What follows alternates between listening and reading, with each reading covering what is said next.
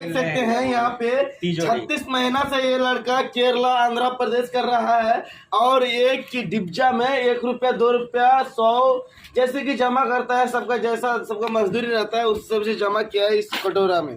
तो देखते हैं गैस आप लोगों का सामने में कर रहे हैं हम लोग, बाकी देख रहे हैं क्या हो रहा है, कितना पैसा निकलता है नहीं निकलता है। 36 महीना है यानी कि आप समझ सकते हैं 3 साल में देखिए 2-4 दिन कम होंगे। यही लड़का इधर देखिए, ये लड़का है जमील, इसका नाम है आर्या का रहने वाला है। देखिए यहाँ पे 500 का भी नोट भरा हुआ है, चिल्लर तो बहुत सारा है देख रहे हैं। अभी बहुत सारा है, वैसे ही नहीं भी होगा तो कम से कम 2500-3000 हो जाएगा।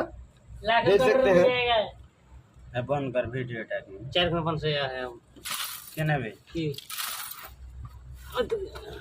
मेला टी मन से बच्चे तो 500 है मेला खने भरी जी।